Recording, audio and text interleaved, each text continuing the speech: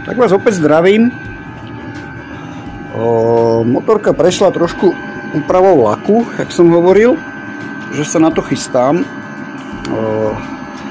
Čo teraz vám chcem povedať? Táto bočná časť, hej, tu na príde noha, viac menej. Toto sa ľúbi, hlavne keď nosíte kombinézu, sa to ľúbi ošúchať, poškrábať do tej kombinézy.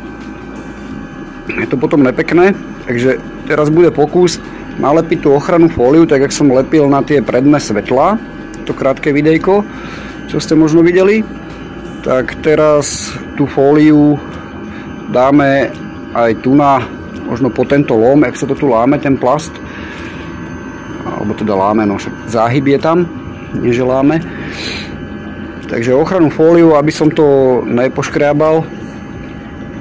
Mal som tam predtým taký polep, ešte keď bola tá motorka trošku inej farby, tak tam bol taký polep, ale ten polep sa nehodil, ten musel ísť dolu, takže pôjde tu ochranná fólia priesvitná. Takže musím si spraviť nejakú mústru, podľa ktorej to vyrežem a pokúsim sa to nalepiť tak, aby to bolo bez bublinek, aby to bolo skoro neviditeľné, aby to nejako vyzeralo. Takže to bude teraz taký zimný ešte tuning, zakiaľ je ešte tá zima.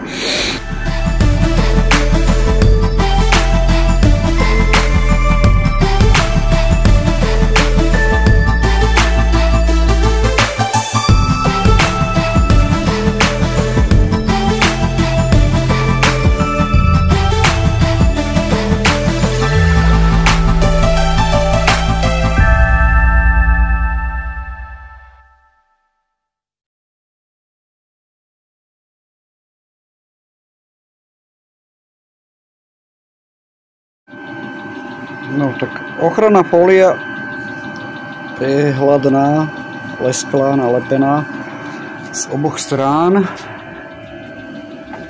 Z oboch strán. Trošku sú tam ešte bublinky, ale to ešte povytláčam preč. Možno maličko tam zostane, ale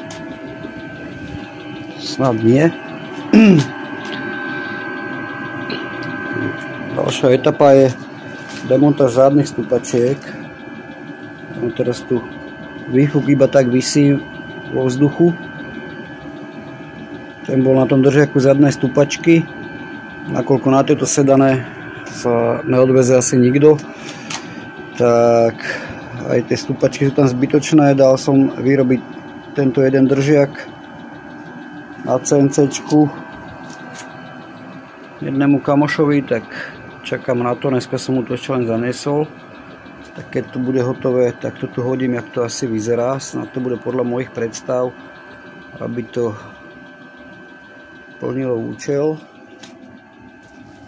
Takže druhá stupačka je takisto demontovaná.